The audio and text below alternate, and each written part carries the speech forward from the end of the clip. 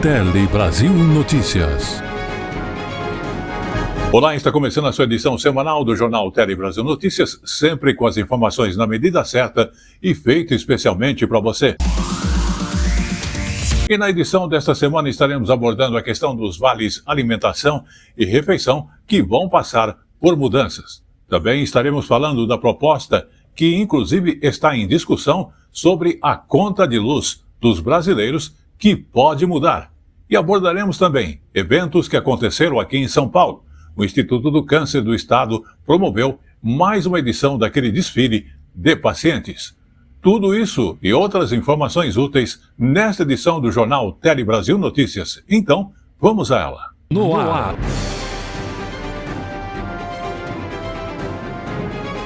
Tele Brasil Notícias.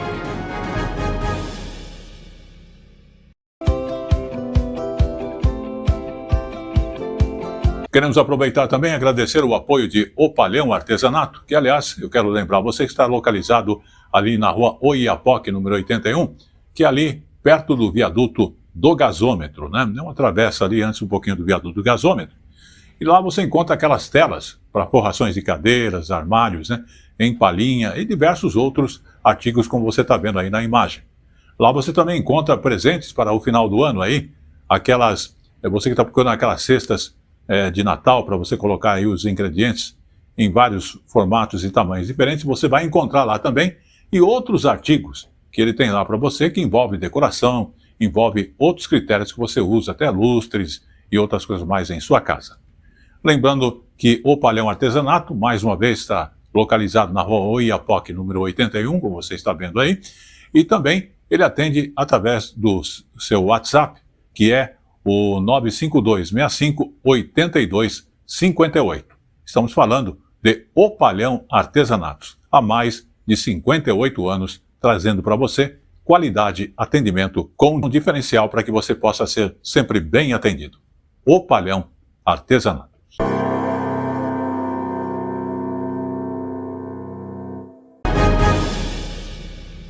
Olá, está começando mais uma edição do Jornal Tele Brasil Notícias e começamos falando sobre a questão dos vales alimentação e refeição, que inclusive vão passar por mudanças.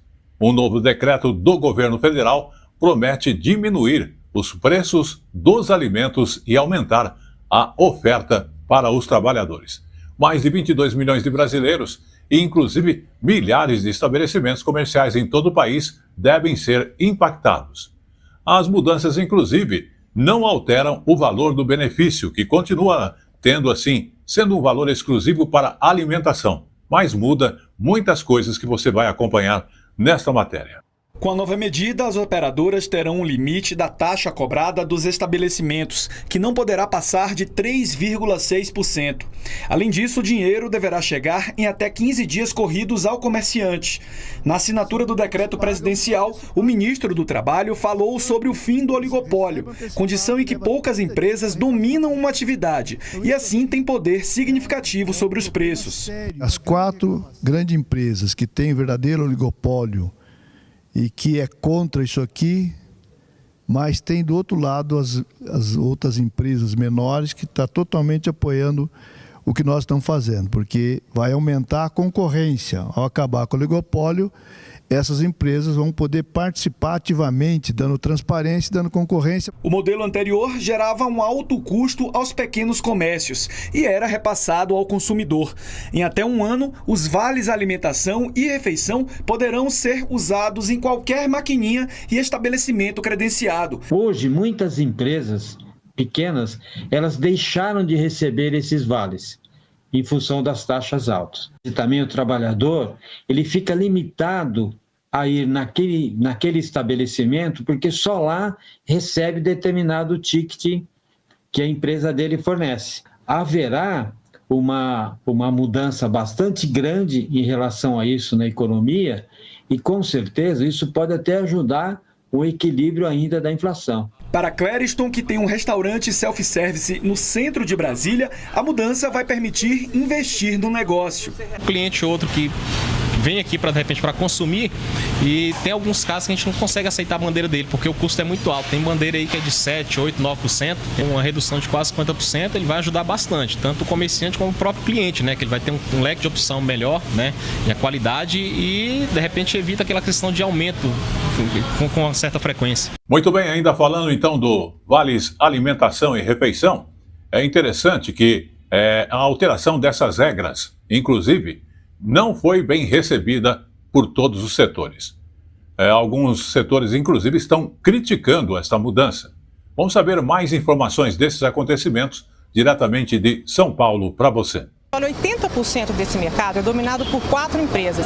Nós procuramos a associação que representa essas empresas, a Associação das Empresas de Benefícios ao Trabalhador, que nos respondeu em nota que vê com preocupação essas mudanças, porque, segundo essas empresas, essa taxa, por exemplo, em 3,6% no limite, desestimula a concorrência no setor. Além disso, tudo isso estimularia o uso indevido desse benefício pelos trabalhadores, e o resultado final seria uma possibilidade de desemprego e de retração nos investimentos destas empresas.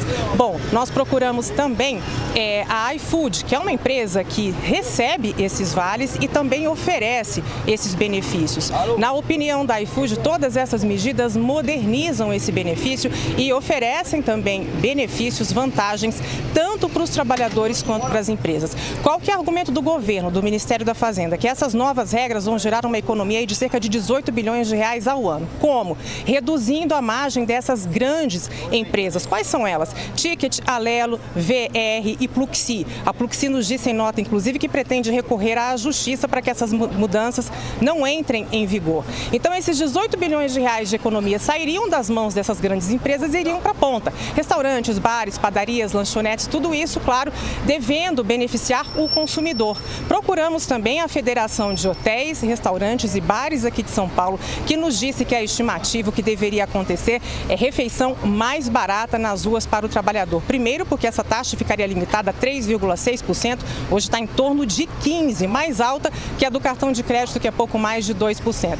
Mais estabelecimentos vendendo, então, alimento, comida para o trabalhador na rua e, além disso, mais empresas, além dessas 4, entrariam nesse setor. E aí, o trabalhador tem uma preocupação. Essas empresas regionais, menores, acabam não tendo cartão aceito em muitos estabelecimentos. Vem a outra regra que define que qualquer maquininha tem que aceitar esses cartões. Veja. Eles estavam nadando, cobrando taxas extorsivas, e o governo limitou essa taxa a 3,6%, que é muito mais alta do que a Selic. Inclusive, havia ali um acordo, sempre houve um acordo dessas empresas, dessas associações, dessas empresas, para uma tira na concorrência. Então, você tem uma empresa, você é diretora de RH de uma empresa que tem lá 1.000 funcionários. Aí eu chegava para você e falava assim, como é que está o seu vale-refeição? Quanto você paga hoje? Eu pago R$1 milhão por mês de vale-refeição. X, né? Estou chutando aqui o valor. Pago R$1 milhão por mês de vale-refeição. Eu te ofereço o mesmo valor dos tickets, mas você vai pagar 980, você não vai pagar 1 milhão, te ofereço a mesma. Essa diferença eles cobravam dos restaurantes. Eles aumentavam as taxas dos restaurantes. Durante muitos anos foi extorsivo. Vamos agora falar então dos jovens aprendizes. O Brasil registrou mais de 710 mil jovens aprendizes somente no mês de setembro. É um recorde pelo 7º mês seguido. Os dados, inclusive, são do Ministério do Trabalho e Emprego. Números que cresceram depois da regulamentação de lei de aprendizagem, que está aí completando alguns anos já de existência. Vamos à reportagem. Desde fevereiro, Ana Caroline é uma jovem aprendiz. Ela trabalha no Museu Catavento, no centro de São Paulo. A jornada é de 4 horas por dia, com diferentes tarefas. Aqui eu meio que cuido da área administrativa das fábricas de cultura, porque o museu tem ligação com as fábricas de cultura, né? E aí o meu setor cuida mais, assim, da infraestrutura, das manutenções, de tudo que é necessário para manter o ambiente, né, bem cuidado. Para a equipe, a jovem aprendiz traz um ganho enorme. Para nós, né, poder desenvolver esses jovens é uma satisfação, né? O Museu Catavento num todo e as fábricas de cultura, acho que é uma oportunidade muito grande que eles têm e eles vieram agregar muito para a gente. O número de jovens aprendizes bateu um recorde no mês de setembro, chegando a 710 mil em todo o país. É o 7º mês seguido de alta. No ano, já foram 112 mil novas contratações. Somente em setembro foram abertas 15 mil novas vagas de aprendizes. O programa ganhou força com a regulamentação da Lei da Aprendizagem de 2023, que tornou obrigatória a contratação de aprendizes em empresas médias e grandes, com cotas que variam de 5% a 15% dos cargos. Desde então, o número de jovens empregados pelo programa subiu cerca de 30%. Tem que ter uma união, uma aliança entre o ensino e as empresas. Uma preparação para que o jovem chegue lá mais preparado. Eu acho que quanto mais a gente passar isso para o jovem, mais bem-sucedido ele vai ser. O programa é destinado a jovens entre 14 e 24 anos, matriculados em instituições de qualificação profissional. Eles têm direito a FGTS, 13º salário, férias e vale transporte. A jornada é reduzida, no máximo 6 horas por dia. O salário médio dos aprendizes em setembro ficou em R$ 920. O programa garante não só renda, mas também experiência profissional e a chance do primeiro emprego. Eu acredito que essa experiência tem agregado bastante no meu currículo, na minha vida, né, profissional. Estou me identificando bastante, estou gostando. Vamos agora então falar da nossa conta de luz do nosso dia a dia, porque fique de olho aberto, né? Uma proposta que está em discussão. A conta de luz dos brasileiros pode, inclusive, em função disso, mudar. A ANEEL estuda um novo modelo em que o preço de energia varia conforme o horário do dia em que a energia é consumida na casa, no comércio. O objetivo é estimular o consumo nos horários de menor custo e menor também demanda. Vamos acompanhar esta informação. A ANEEL propôs um modelo para que a energia elétrica seja mais barata no momento de baixa demanda, entre 10 da manhã e 2 da tarde, e mais cara no horário de pico do consumo, entre as 6 e as 9 horas da noite. A Paula está preocupada com a mudança. No açougue que ela gerencia, as câmaras frias, responsáveis por um gasto de mais de R$ 3.000 por mês, precisam ficar ligadas 24 horas por dia. Um possível aumento na conta será repassado ao consumidor. Porque você tem que repassar, né? Você não vai ficar no prejuízo. Então, você vai dividir aquilo no produto que você tenha, seja carne, seja uma bebida, qualquer coisa. Então, provavelmente terá um acréscimo no valor das mercadorias. A mudança começaria para quem consome mais de 1.000 kWh por mês, como casas grandes e pequenos comércios. A proposta ainda vai passar por consulta pública e, se aprovada, deve começar a valer a partir de 2026. Mais consumidores já começam a se preocupar com o possível aumento da conta. O Procon vê problemas na proposta, já que muita gente não tem a possibilidade de mudar o horário de consumo de energia para pagar a conta mais barata. Isso tudo pode ser questionável, inclusive com relação aos valores. É um teste ainda, é uma proposta inicial que ainda vai ser discutida, só que já gera esse desconforto, né, em todo mundo, justamente por isso, porque eles querem colocar como uma vantagem para o consumidor, que vai ser uma diminuição em sua conta de energia, mas em contrapartida a gente sabe que as pessoas trabalham e precisam dessa energia à noite.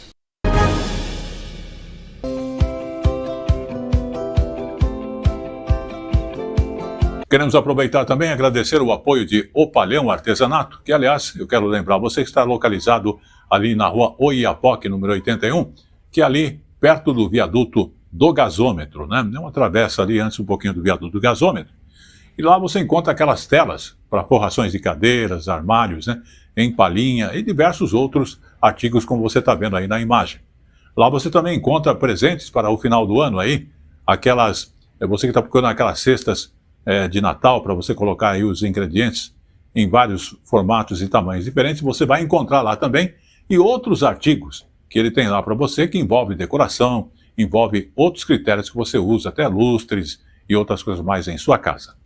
Lembrando que o Opalhão Artesanato, mais uma vez, está localizado na rua Oiapoque, número 81, como você está vendo aí, e também ele atende através do seu WhatsApp, que é o 952-65-82-58.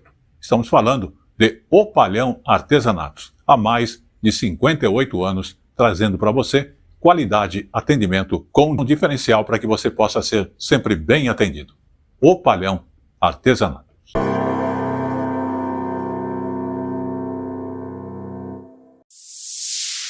Olá amigos, eu sou o Paulo Silva, radialista e jornalista do jornal Tele Brasil Notícias, Polícia em Ação e Tele Brasil Esporte no Ar, além de compormos a rádio musicstar.com e o Estúdio Bem Brasil. O objetivo principal de estarmos aqui é para convidá-lo para um evento que é bastante importante e que vai acontecer em São Caetano do Sul, que é justamente o evento que cita e apresenta o Dia do Voluntariado, onde eu estarei fazendo a presidência e serei o mestre de cerimônia. Estaremos abordando, como tema principal, depressão não é frescura. Teremos a presença do vereador suplente José Messias de São Caetano do Sul, também a doutora Fernanda Câmara, que estará abordando um assunto, a doutora Bianca Bueno, a doutora Jéssica Oliveira e o doutor Augusto Ferreira Neto. A presença ilustre do cantor Robson Monteiro. Aqui é Robson Monteiro, o anjinho do Raul Gil. Além da entrega dos certificados aos voluntários. O evento acontecerá das 18 às 21 horas no dia 5 de dezembro, no Salão Paroquial da Igreja São Bento, na Rua Bom Pastor 1248, no bairro Olímpico, em São Caetano do Sul. Queremos aproveitar essa deixa e convidá-los a estar presente e prestigiar aí os voluntariados. Aguardamos você. A informação na medida certa que você gosta. Um telejornalismo dinâmico, nacional e regional. Jornal Tele Brasil Notícias. A informação na medida certa. Vamos agora então falar do mercado consumidor e apenas a população negra do Brasil movimenta quase 2 trilhões de reais por ano na economia. Isso é o que está apontando uma pesquisa, inclusive divulgada essa semana aqui em São Paulo. A questão é bastante válida porque, mais do que consumir, essa parcela da população também avalia marcas e reconhece atitudes de inclusão e de desrespeito à diversidade. Segundo os pesquisadores, os resultados têm mostrado ou mostram um consumidor ativo, criterioso e cada vez mais consciente do seu poder de influência. Vamos conhecer essas informações. Gláucia já processou uma loja de móveis por racismo. Para ela, o posicionamento das marcas faz diferença, principalmente na hora de contratar serviços de longa duração, como abrir uma conta bancária. Eu olho bastante também o tanto de representatividade que está tendo naquele momento, algumas coisas que vai ficar mais tempo na minha vida. Isso sim eu olho, como banco, lojas que eu costumo sempre ir, se tem alguém me representando, essas coisas sim. Jefferson também já sofreu experiências ruins com atendimento discriminatório em lojas. Por isso, o professor participa de boicotes contra empresas com casos de racismo. Eles colocavam um alarme sonoro quando um negro adentrava a loja. Desde lá, eu e muitos amigos paramos de consumir a marca. Nós tínhamos amigos vendedores aqui em São Paulo da marca, mas é um dos nossos, né? Pode ser, foi no Ceará, mas pode ter acontecido em qualquer lugar do mundo. Então, na medida que acaba atingindo um dos nossos, a gente acaba deixando de consumir. Sofrer discriminação ao tentar comprar um produto ou adquirir um serviço, infelizmente, faz parte do cotidiano da população negra brasileira. 1 em cada 3 pessoas negras passou por isso no último ano. Mas o racismo volta como prejuízo para as marcas. 1 em cada 4 pessoas negras diz que fala mal ou deixa de comprar de empresas com posturas discriminatórias. Os dados são do estudo feito pelos institutos Acatu e Data Raça, que ouviram pessoas em todas as regiões do país. A pesquisa mostra que o posicionamento das marcas tem ainda mais influência na opção de compra dos jovens. A empresa que não se preparar rapidamente para essa geração Z, com mais diversidade, com mais inclusão e com um olhar, principalmente para os seus produtos e serviços, de que a maioria da população ela vai perder terreno, porque são os consumidores que vão estar e já estão entrando no mercado e que são os que fazem mais barulho. A pesquisa mostra isso. Certa. Vamos agora falar então de tecnologia e a parte de ciência. Exatamente na ciência e tecnologia, o Brasil avançou no ranking de competitividade digital, que reúne quase 70 países. O levantamento avalia como os governos, universidades e empresas incorporam novas tecnologias digitais. Mas, porém, apesar do avanço, o país precisa melhorar na formação de novos profissionais. Vamos conhecer mais de perto essa questão. Mão de obra qualificada é um ponto crítico para o Brasil. Profissionais como o João, que estuda aeronaves, drones e satélites no curso de Engenharia Aeroespacial. Para ele, as perspectivas no mercado são promissoras. Tem muitas empresas aqui muito grandes e muito boas, com ótimas vagas, tanto de estágio, eu acho que eu não vou ter muita dificuldade de achar, quanto de emprego também. Segundo o levantamento do Sindicato dos Engenheiros do Estado de São Paulo, há menos profissionais se formando a cada ano na área. Em 2023, foram 95 mil, 33 mil a menos que em 2018. Esse campus ele foi criado com a ideia de ter 5 cursos de engenharia aeroespacial, engenharia automotiva, engenharia de energia, engenharia eletrônica e engenharia de software. Esses cursos eles são cursos novos para que possa formar profissionais adequados para o novo momento da sociedade. Segundo o ranking, entre 69 países, a dianteira é ocupada por Suíça, Estados Unidos, Singapura e Hong Kong. O Brasil subiu de 57º para 53º, à frente dos vizinhos Argentina e Peru. Para essa melhora, destaques para a publicação de pesquisas científicas, investimentos privados em inteligência artificial, digitalização de serviços públicos e o uso de smartphones. Da adoção de tecnologias do que a gente está chamando de análise de dados em empresas de serviços, que tem cada vez mais buscado a automatização dos seus processos de negócio, bem como nas empresas industriais, adotando robôs para então terem saltos de produtividade. Segundo dados da ABS desse ano, o Brasil voltou a ser a 9ª economia que mais investe em tecnologia. Em torno de tecnologia, a gente consome um pouco mais de cerca de 1,5% de todo o consumo de tecnologia do planeta. A gente acha que isso poderia estar muito melhor. O Plano Brasileiro de Inteligência Artificial do governo federal pretende investir 23 bilhões de reais no setor até o fim da década. No entanto, além de mais recursos, o setor espera mudanças na economia, principalmente no valor da taxa de juros, que vem dificultando novos investimentos. Todas as empresas que nos respondem, elas deixam claro que isso é um gargalo. Ou seja, para eu avançar com as tecnologias, eu deveria então ter um custo de capital um pouco mais barato, se eu comparasse, por exemplo, com países da América do Norte ou então com os países europeus.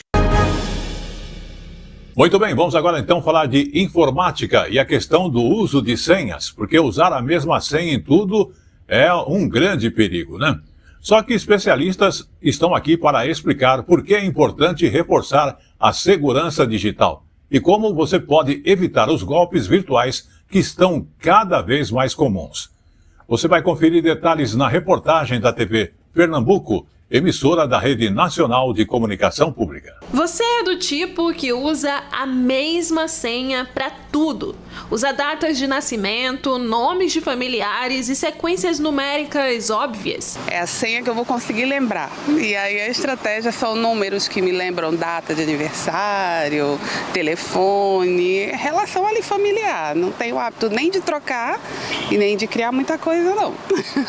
O recente roubo ao mais famoso museu do mundo, o Louvre, na França, trouxe um alerta sobre o assunto. Desde então, vieram à tona informações mostrando que as falhas de segurança já eram conhecidas há anos, incluindo um alerta de 2014 que afirmava que uma das principais senhas do Louvre era simplesmente Louvre.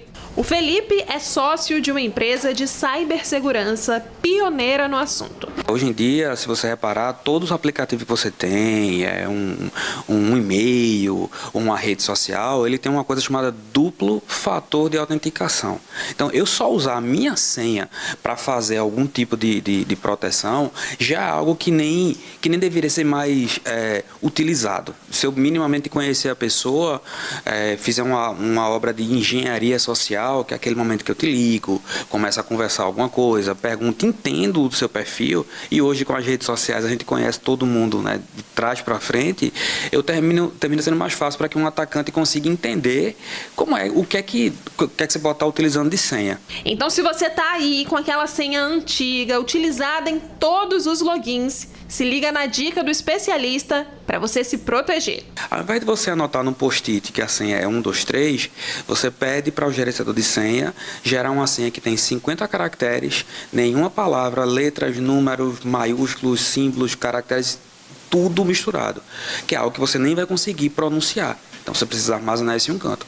Usa o gerenciador de senha para gerar, para saber quando foi que você definiu a senha e ficar sempre trocando. E claro, sempre que possível, habilitar o múltiplo fator de autenticação. Todo cuidado e ainda assim é pouco. E chegou agora no Tele Brasil Notícias o nosso Momento Jurídico. E o Momento Jurídico de hoje fala sobre a data da intimação eletrônica pessoal da Defensoria Pública prevalece para a contagem do prazo. Vamos observar esta informação jurídica que é muito importante. Terceira sessão do Superior Tribunal de Justiça consolida entendimento de que data da intimação eletrônica pessoal da Defensoria Pública prevalece para a contagem de prazo. A decisão foi tomada em julgamento de embargos de divergência. O colegiado reformou a decisão da quinta turma e declarou tempestivo um recurso interposto pela Defensoria Pública de Alagoas. No caso, a quinta turma havia considerado, para efeito de contagem do prazo recursal, a data da intimação feita no Diário de Justiça eletrônico e não a da intimação pessoal do defensor público. Isso levou ao reconhecimento da intempestividade do recurso apresentado pela Defensoria. Nos embargos de divergência, a instituição invocou a prerrogativa legal de ser intimada pessoalmente e apresentou como paradigma uma decisão da sexta turma, segundo a qual a publicação no Diário de Justiça eletrônico não serve a esse propósito. A terceira sessão, então, consolidou o entendimento de que, havendo duplicidade de intimação da Defensoria Pública, prevalece a do tipo eletrônica pessoal para a contagem dos prazos recursais. O relator dos embargos de divergência, ministro Rogério Schietti Cruz, lembrou que a terceira sessão possui precedente nesse sentido. O ministro também pontuou que a legislação dispõe expressamente que a publicação eletrônica substitui qualquer outro meio e publicação oficial, à exceção dos casos que, por lei, exigem intimação ou vista pessoal.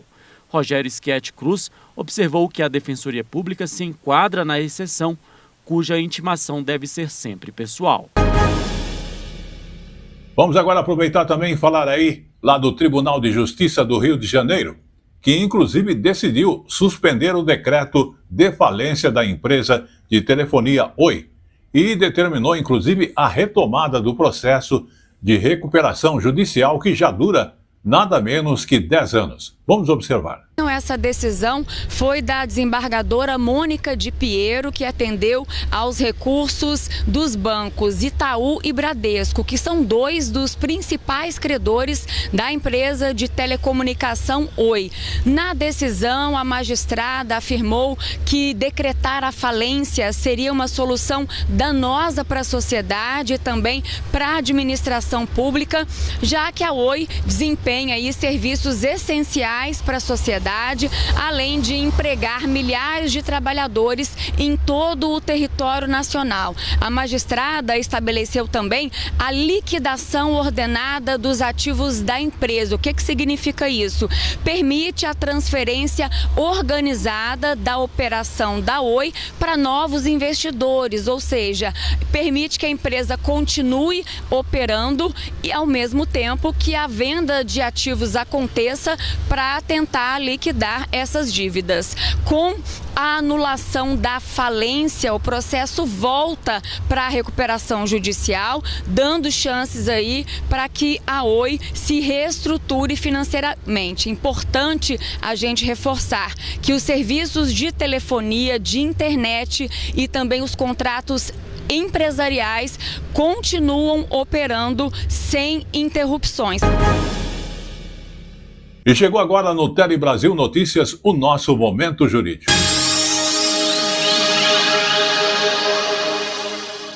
Momento Jurídico vai mostrar para nós a terceira turma que considera válida a arrematação de imóvel da falida por 2% da avaliação. Vamos conhecer esta outra informação jurídica. Terceira turma do Superior Tribunal de Justiça considera válida a arrematação de imóvel da massa falida por 2% da avaliação.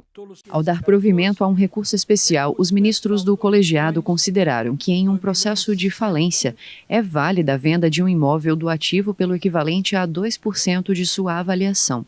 O entendimento foi o de que, se foram respeitadas as formalidades legais, o leilão não deve ser anulado com base somente na alegação de arrematação por preço vil. De acordo com o processo, foi autorizada a permuta de dívida de uma empresa falida por um imóvel de propriedade dela, considerando a dificuldade dos credores para receber os valores a que tinham direito.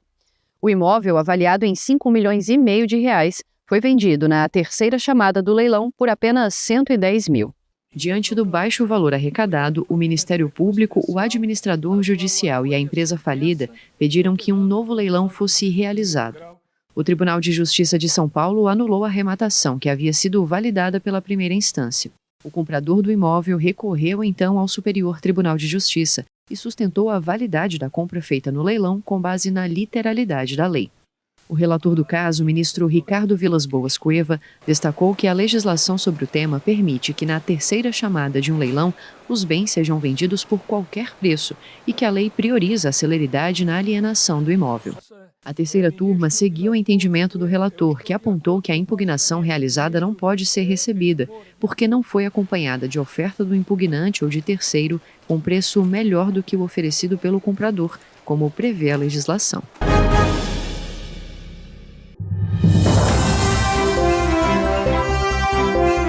A informação na medida certa que você gosta. Um telejornalismo dinâmico, nacional e regional. Jornal Tele Brasil Notícias. A informação na medida certa.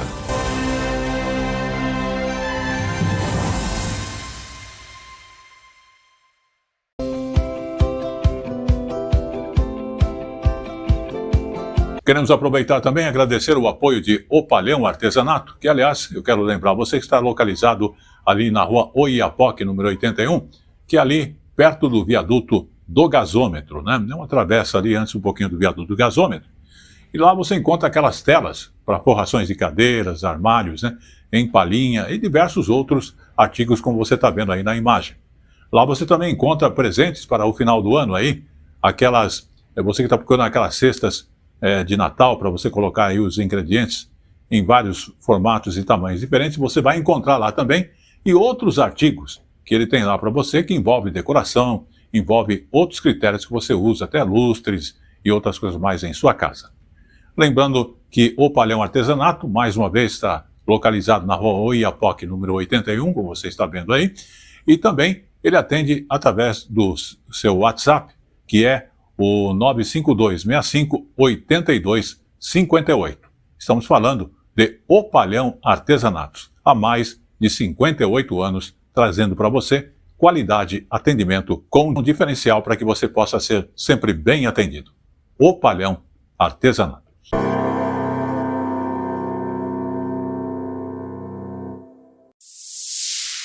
Olá amigos, eu sou o Paulo Silva, radialista e jornalista do jornal Tele Brasil Notícias, Polícia em Ação e Tele Brasil Esporte no Ar, além de compormos a rádio MusicStar.com e o Estúdio Bem Brasil. O objetivo principal de estarmos aqui é para convidá-lo para um evento que é bastante importante e que vai acontecer em São Caetano do Sul, que é justamente o evento que cita e apresenta o Dia do Voluntariado, onde eu estarei fazendo a presidência e serei o mestre de cerimônia. Estaremos abordando, como tema principal, depressão não é frescura. Teremos a presença do vereador suplente José Messias de São Caetano do Sul, também a doutora Fernanda Câmara, que estará abordando um assunto, a doutora Bianca Bueno, a doutora Jéssica Oliveira e o doutor Augusto Ferreira Neto. A presença ilustre do cantor Robson Monteiro. Aqui é Robson Monteiro, o anjinho do Raul Gil. Além da entrega dos certificados aos voluntários. O evento acontecerá das 18 às 21 horas no dia 5 de dezembro, no Salão Paroquial da Igreja São Bento, na Rua Bom Pastor 1248, no bairro Olímpico, em São Caetano do Sul. Queremos aproveitar essa deixa e convidá-los a estar presente e prestigiar aí os voluntariados. Aguardamos você.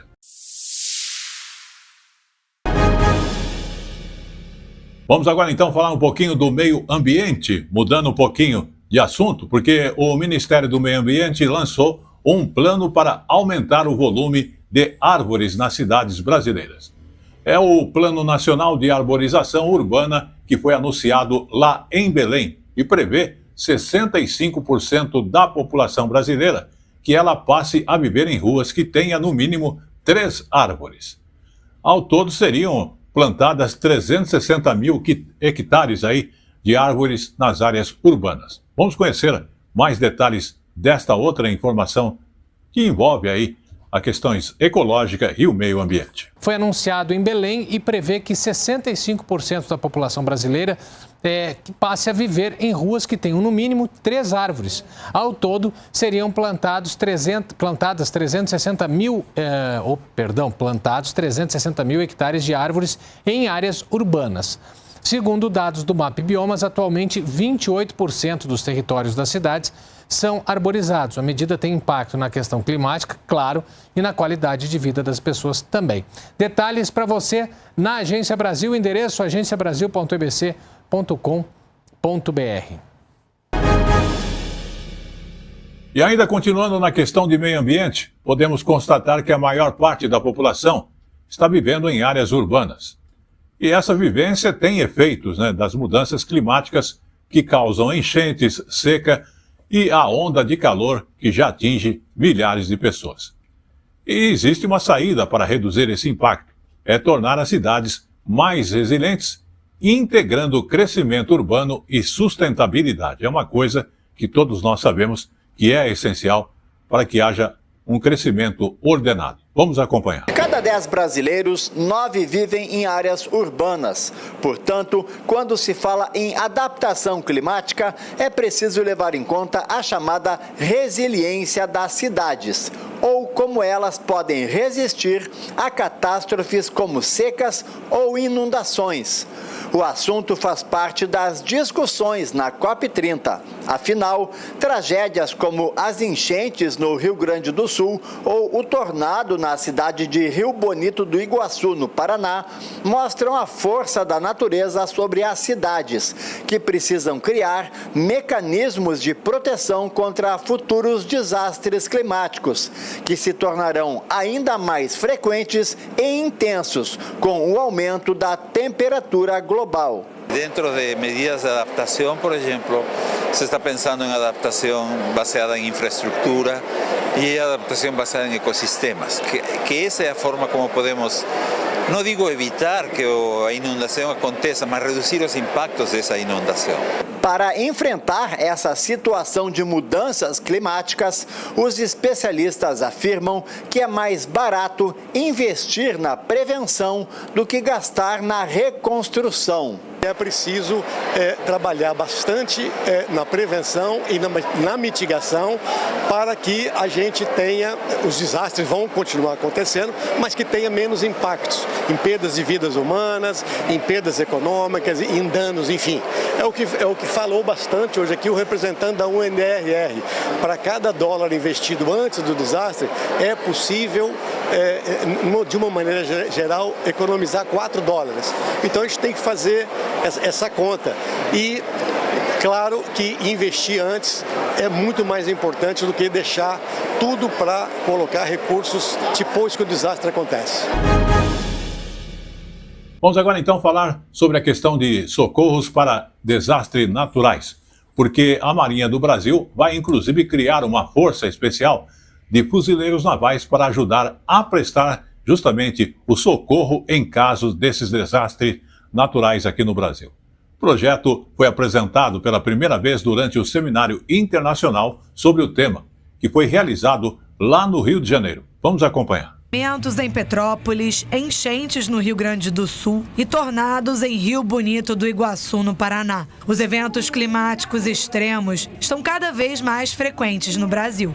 O projeto piloto da Força de Resposta Imediata a Desastres Ambientais, apresentado em um seminário hoje, vai destacar tropas dos fuzileiros navais da Marinha para o trabalho de apoio à defesa civil, assistência humanitária e resgate da população em calamidades. Já fazemos muito, mas temos certeza que falta muito a fazer também. Então o projeto piloto ele lida exatamente de ampliar significativamente essa capacidade, de forma que a gente tenha mais velocidade e maior poder para chegar logo e com mais coisas, podendo ajudar mais gente em menor tempo.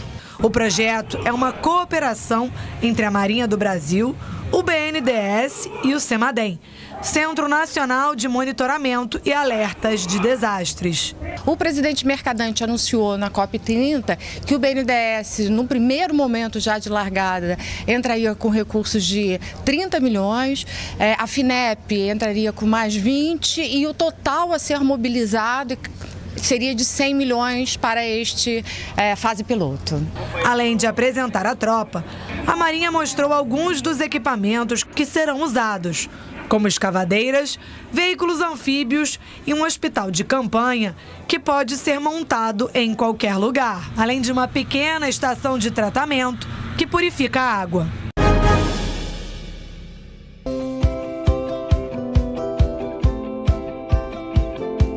Queremos aproveitar também e agradecer o apoio de O Palhão Artesanato, que, aliás, eu quero lembrar você que está localizado ali na rua Oiapoque, número 81, que é ali perto do viaduto do gasômetro, né? É uma travessa ali antes um pouquinho do viaduto do gasômetro. E lá você encontra aquelas telas para forrações de cadeiras, armários, né? Em palhinha e diversos outros artigos como você está vendo aí na imagem. Lá você também encontra presentes para o final do ano aí, aquelas, você que está procurando aquelas cestas de Natal para você colocar aí os ingredientes em vários formatos e tamanhos diferentes, você vai encontrar lá também e outros artigos que ele tem lá para você que envolve decoração, envolve outros critérios que você usa, até lustres e outras coisas mais em sua casa. Lembrando que o Palhão Artesanato, mais uma vez, está localizado na rua Oiapoque, número 81, como você está vendo aí, e também ele atende através do seu WhatsApp, que é o 952-65-8258. Estamos falando de O Palhão Artesanatos, há mais de 58 anos, trazendo para você qualidade, atendimento com um diferencial para que você possa ser sempre bem atendido. O Palhão Artesanatos.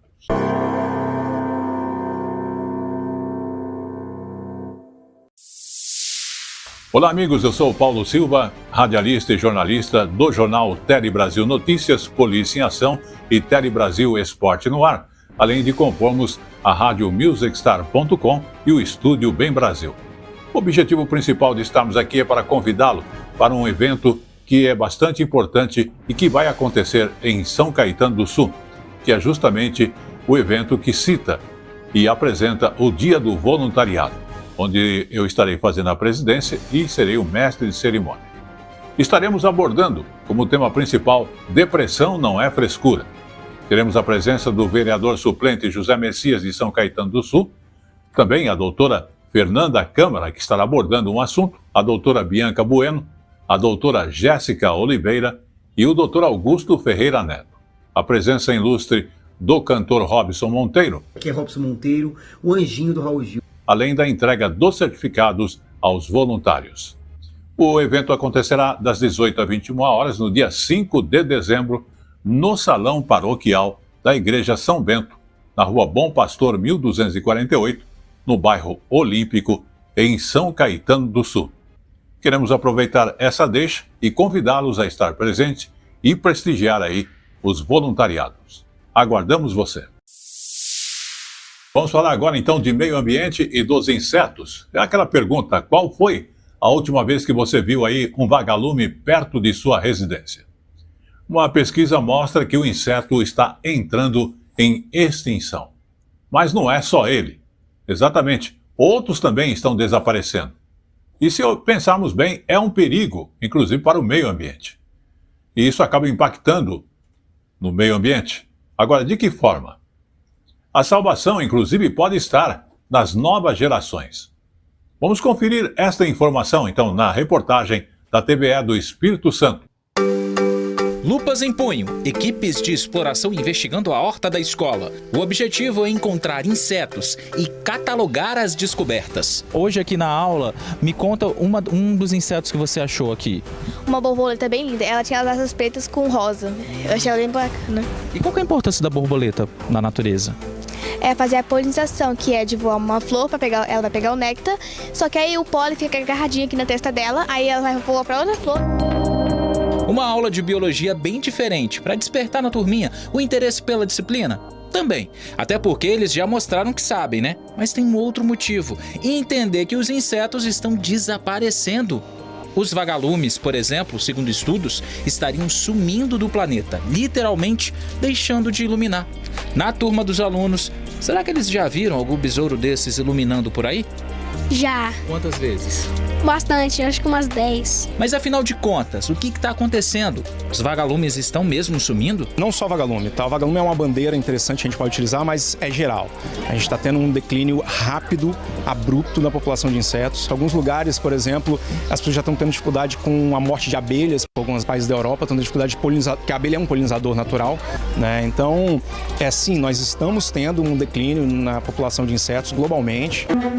De acordo com um professor e doutor em zoologia da UFES, dentre diversos motivos que explicam o processo de extinção dos insetos, 2 se destacam. Cada vez mais eu tenho menos hábitat, uso mais inseticida, tenho menos inseto, tenho que usar mais inseticida, tenho que ampliar minha área porque minha produção cai, porque eu estou tendo ataque de inseto. Lembrando que inseto desenvolve resistência com o passar das gerações aos inseticidas, então eu tenho que desenvolver um novo inseticida, tenho que utilizar mais. É um ciclo vicioso, a gente tem que interromper esse ciclo.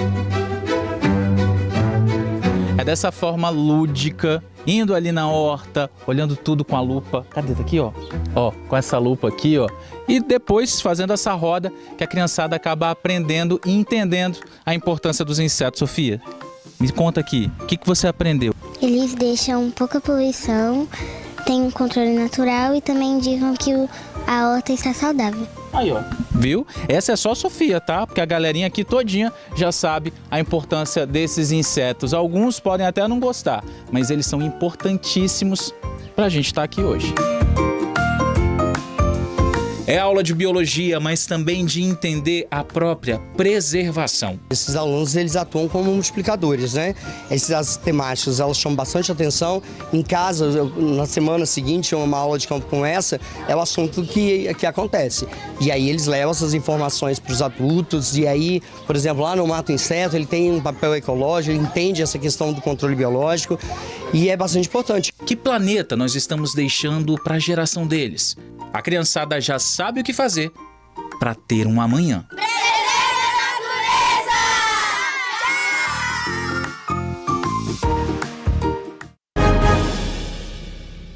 Vamos falar então agora das indústrias de calçados, né? Os fabricantes, e que estão apostando em uma inovação e no mercado para enfrentar o momento. E mesmo com essas taxas aí dos Estados Unidos, os Estados Unidos continuam sendo o principal destino dos calçados brasileiros aqui. Vamos observar nesta reportagem. Fabricantes de calçados de todo o país estão em São Paulo para apresentar as novidades do setor para o Brasil e para o mundo. Este tênis infantil vem com um chip que indica no celular a localização exata da criança. A criança ou na escola, ou num parque, ou na praia, ela está usando o produto, ela está usando o tênis, então é possível, através do celular, você localizar esse objeto, né? Esse produto. E aí é legal que ele não precisa da internet, ele está rastreado através do satélite. No país, os maiores produtores de calçados são Rio Grande do Sul, Ceará, Paraíba e São Paulo. O setor está mais otimista com o mercado interno. Já as exportações enfrentam desafios. Apesar da tarifa de 50%, os Estados Unidos continuam como o principal destino de calçados brasileiros. No acumulado do ano, as exportações para o país norte-americano tiveram uma alta de 4%, atingindo 187 milhões de dólares. Mas o setor pondera que essa alta nas vendas para os Estados Unidos foi conquistada principalmente antes do tarifaço. 15% foi acumulado até o mês antes do tarifaço, que entrou em vigor em agosto. Então, com a guerra tarifária entre os Estados Unidos e a China, houve uma oportunidade dos americanos se abastecerem no Brasil. Então foi isso que estávamos crescendo. Nós deveríamos fechar um ano com um crescimento superior a 20% para o mercado norte-americano. Com a entrada tarifaço, começou a derrubar esses números. No acumulado do ano, juntando todos os mercados, as exportações somaram 819 milhões de dólares, uma queda de 1% em relação ao mesmo período do ano passado.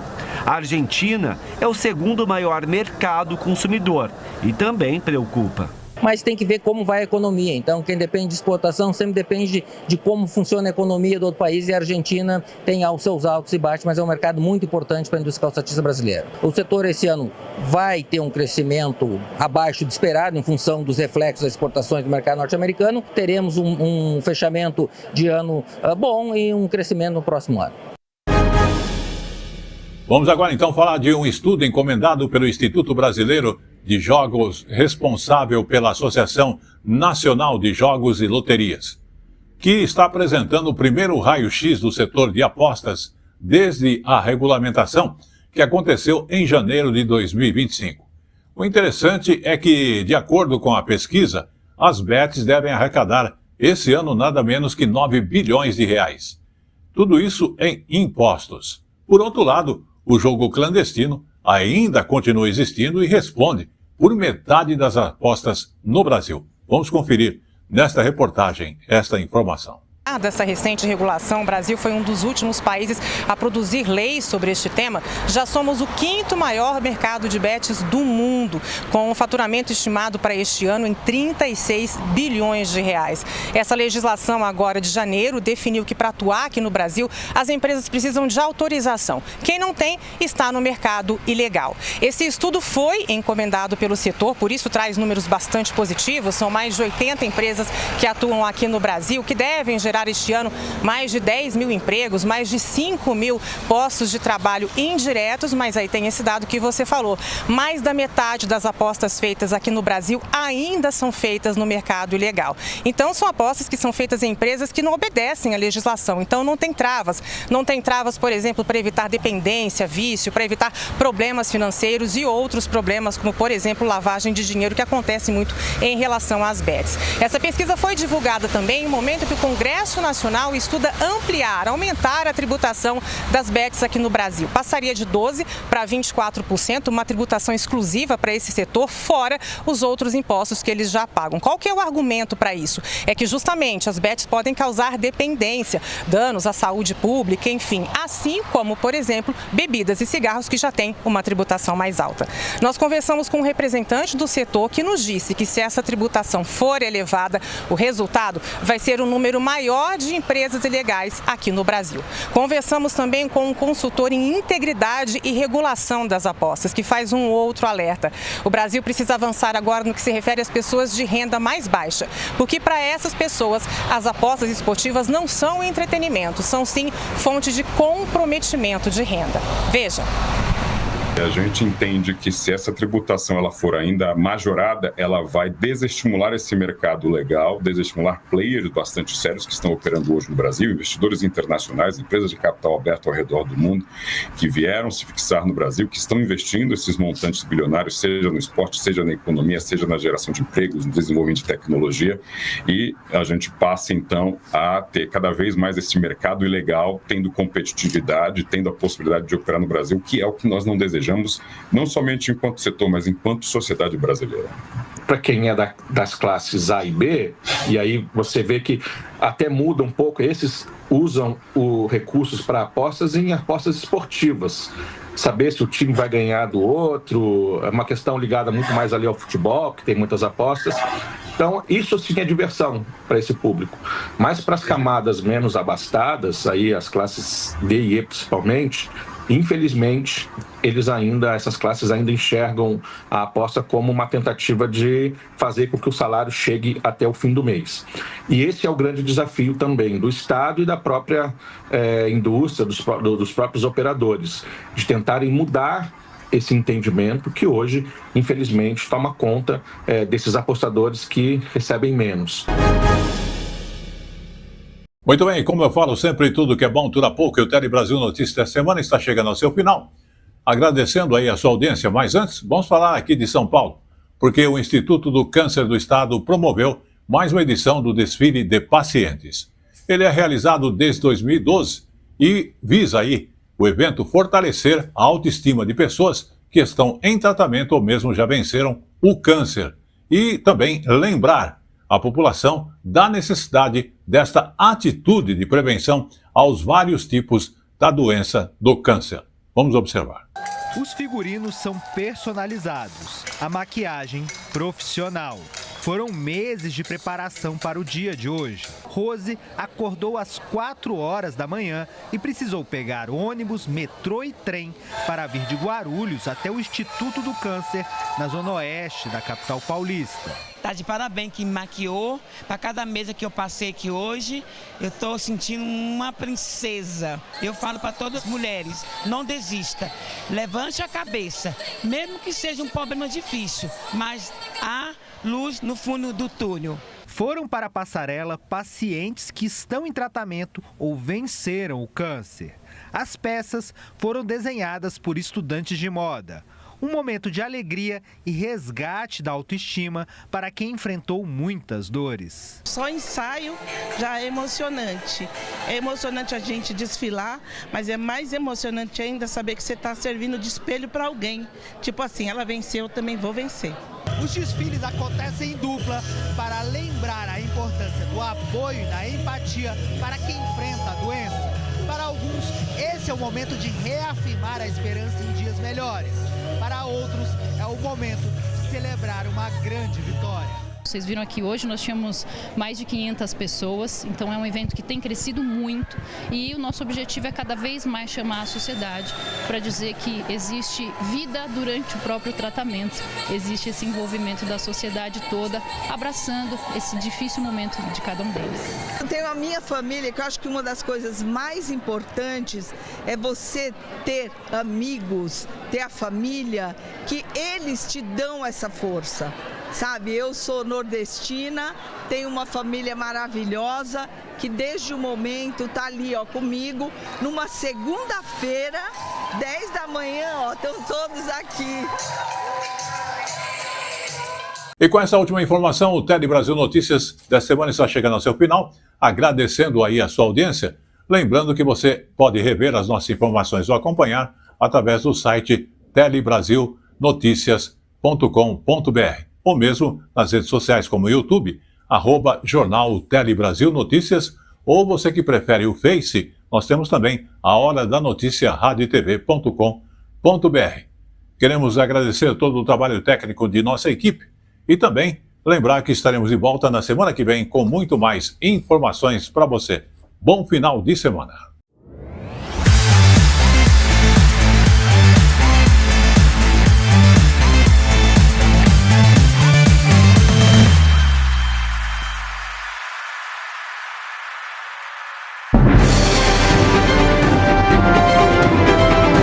Tele Tele Brasil Notícias.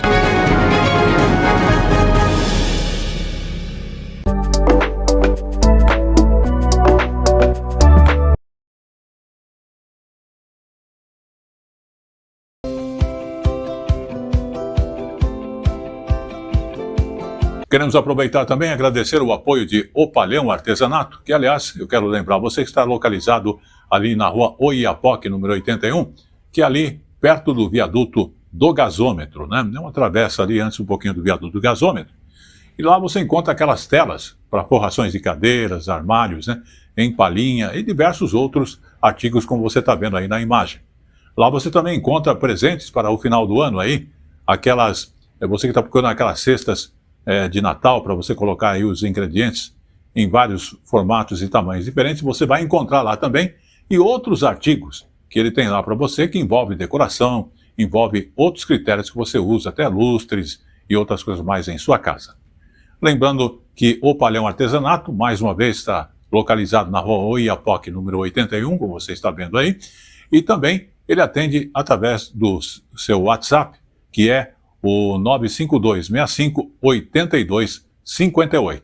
Estamos falando de Opalhão Artesanatos, há mais de 58 anos, trazendo para você qualidade, atendimento com um diferencial para que você possa ser sempre bem atendido. Opalhão Artesanatos.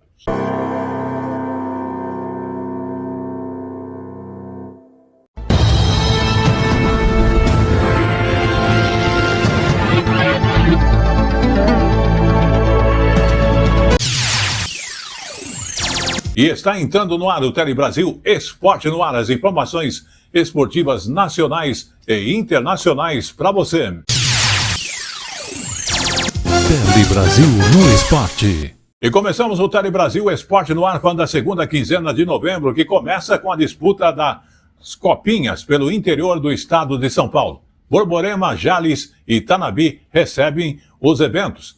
Inclusive, começou no último sábado, dia 15, a largada para as Copas de Vôlei em Borborema e também de Handebol em Jales. As duas competições têm encerramento marcado para o próximo dia 23 agora de novembro. Já no dia 19 vai começar e é a vez de Tanabi lançar a bola laranja para a Copa de Basquete. O evento se estende até o dia 27 de novembro. As copinhas são voltadas para participantes com idades entre 13 e 16 anos. Espera-se um total de 1.350 atletas atuarem nas competições. Tele Brasil no Esporte. E vamos à notícia seguinte de esporte. São José dos Campos ainda não sabe o que é sair dos Jogos Paralímpicos do Estado de São Paulo. O Paresp, né? Sem levantar o troféu de campeã. Exatamente, ou de campeão.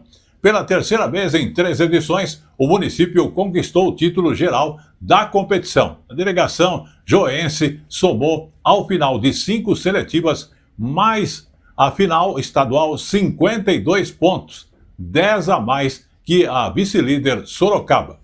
Presidente Prudente ficou com a terceira colocação com 20 pontos. As modalidades em disputa foram atletismo, natação, halterofilismo, rugby e também em cadeira de rodas e vôlei sentado. Tele Brasil no Esporte. Muito bem, vamos à última notícia de esporte, falando do brasileiro Diogo Moreira, que conquistou no último domingo, dia 16, o título de campeão mundial de Moto 2, segunda categoria em escala de importância da MotoGP. E desta forma, então, o atleta da equipe Italtrans Racing Team se tornou o primeiro piloto do Brasil a garantir na história um mundial em categoria da MotoGP.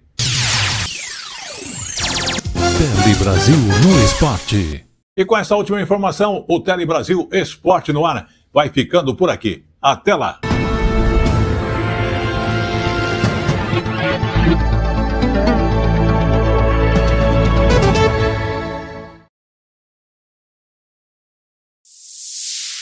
Olá, amigos, eu sou o Paulo Silva, radialista e jornalista do jornal Tele Brasil Notícias, Polícia em Ação e Tele Brasil Esporte no Ar, além de compormos a rádio MusicStar.com e o Estúdio Bem Brasil. O objetivo principal de estarmos aqui é para convidá-lo para um evento que é bastante importante e que vai acontecer em São Caetano do Sul, que é justamente o evento que cita e apresenta o Dia do Voluntariado, onde eu estarei fazendo a presidência e serei o mestre de cerimônia. Estaremos abordando, como tema principal, Depressão não é frescura. Teremos a presença do vereador suplente José Messias de São Caetano do Sul, também a doutora Fernanda Câmara, que estará abordando um assunto, a doutora Bianca Bueno, a doutora Jéssica Oliveira e o doutor Augusto Ferreira Neto.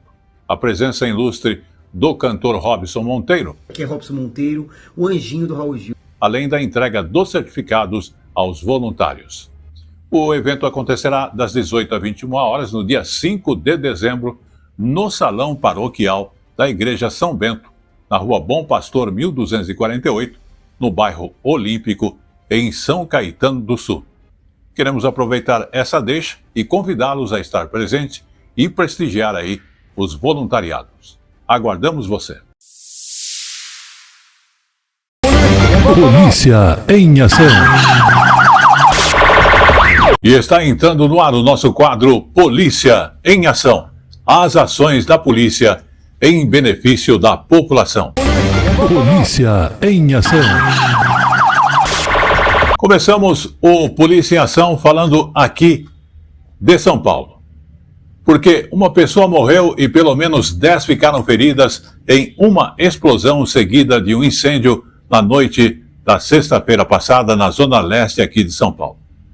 A explosão, inclusive, assustou moradores do bairro do Tatuapé e acabou com isso danificando imóveis na vizinhança e os estilhaços atingiram carros que passavam pela Avenida Salim Farah Maluf, uma das principais vias desta região. Vamos acompanhar nesta reportagem. Realmente fogos de artifício é um perigo. O cenário é de guerra. A casa onde aconteceu a explosão ficou completamente destruída. Tijolos e telhas ficaram espalhados por todo canto. Nas casas ao lado, os sinais de destruição também impressionam. Portões arrancados, janelas e telhados levados pela explosão. José é morador desta casa bem em frente. Ele estava saindo do banho quando tudo aconteceu. Parecia que estava caindo a casa na minha cabeça. Aí chamei pela minha esposa, ela não respondia, eu falei, pô. Aí cheguei na cozinha, a janela toda torcida, vidro para tudo quanto é lado. E fui vendo os cômodos, teto já abrindo. Nesta outra casa ao lado, também houve muita destruição. Teve a primeira explosão que estourou todos os vidros, tortou todas as portas de alumínio, quebrou tudo aqui. Já saí para socorrer ele. Caiu todos os destroços do teto e da janela em cima dele, do Tristan, meu amigo, né? E fomos para a rua e já começou a explodir outras explosões e pegou fogo na casa da frente. E mesmo pontos mais distantes foram afetados. Este imóvel fica a cerca de 200 metros. Neste outro local funciona um estúdio de gravação. Durante 2-3 segundos a luz caiu e voltou, mas fez um barulho assim, muito forte, muito alto. Parecia um trovão, mas era um trovão que ele ficava repercutindo. Ficou vários segundos mesmo.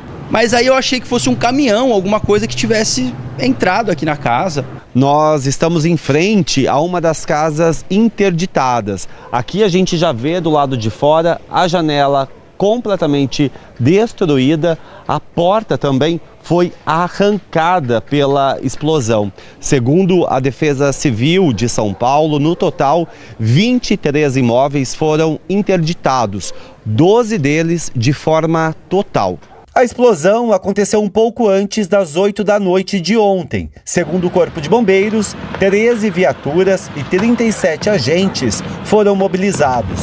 Havia risco de novas explosões, com muita fumaça e focos de incêndio no interior da casa.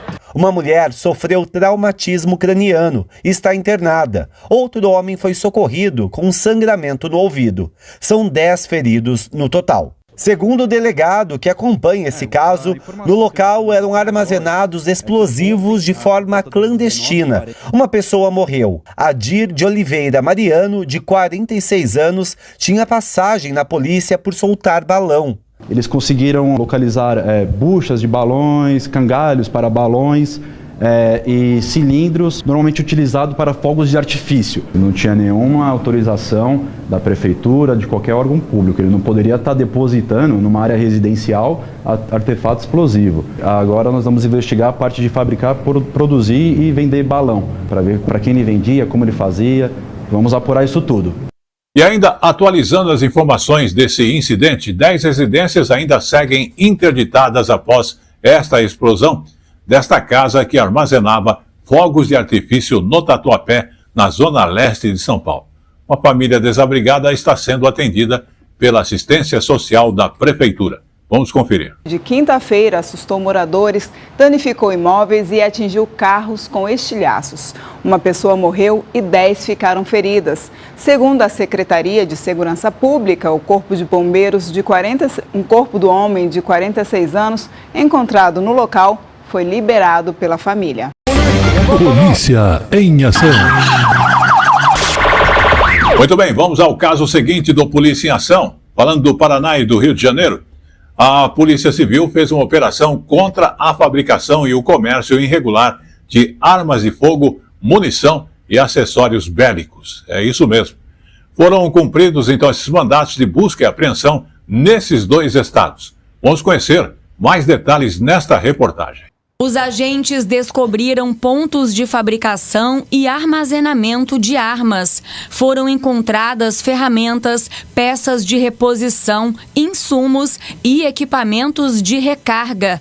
Parte das armas produzidas ou adquiridas irregularmente foram distribuídas a terceiros sem controle legal. A investigação teve início a partir da análise de dispositivos eletrônicos apreendidos em fase anterior da operação, submetidos à perícia digital, e o conteúdo revelou a existência de negociações de artefatos bélicos de uso permitido e restrito, além de insumos destinados à recarga e montagem de munições. As mensagens também revelaram lucros elevados, bem como o uso de transportadoras privadas para o envio clandestino dos armamentos.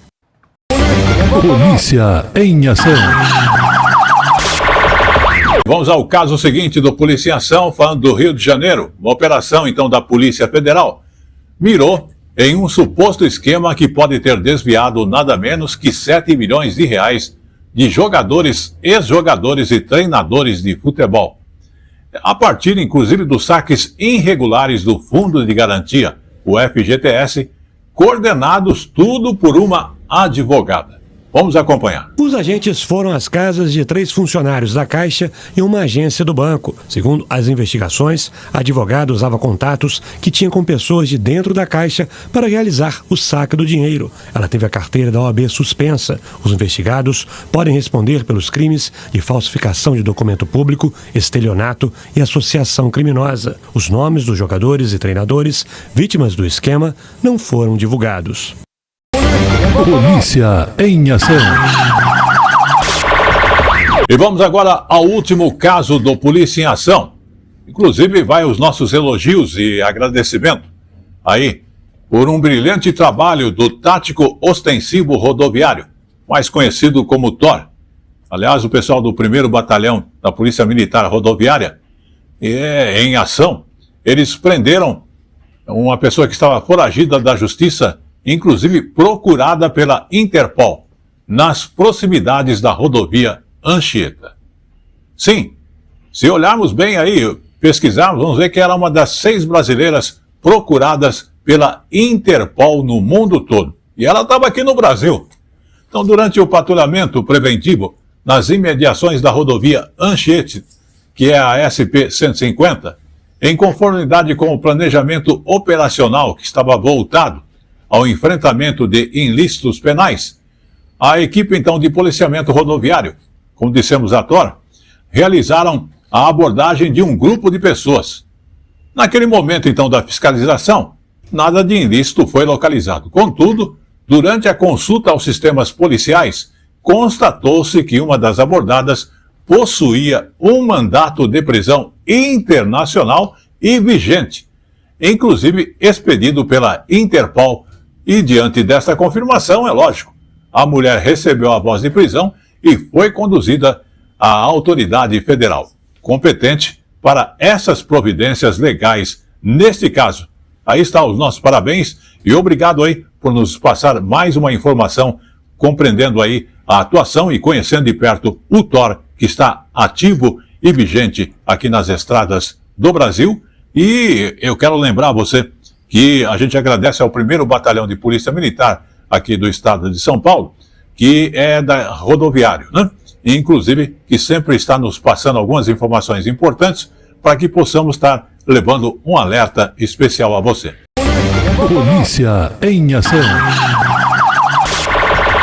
E com esse último destaque, o Polícia em Ação desta semana vai ficando por aqui. Polícia em ação.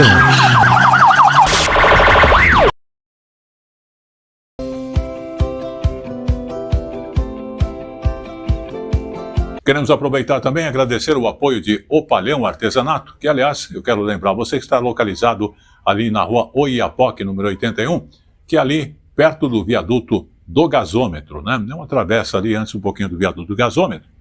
E lá você encontra aquelas telas para forrações de cadeiras, armários, né? Em palhinha e diversos outros artigos como você está vendo aí na imagem.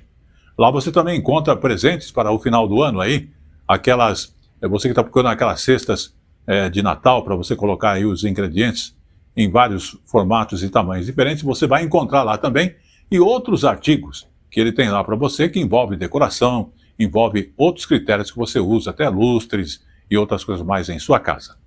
Lembrando que o Palhão Artesanato, mais uma vez, está localizado na rua Oiapoque, número 81, como você está vendo aí, e também ele atende através do seu WhatsApp, que é o 952-65-8258. Estamos falando de O Palhão Artesanatos, há mais de 58 anos, trazendo para você qualidade, atendimento com um diferencial para que você possa ser sempre bem atendido. O Palhão Artesanatos.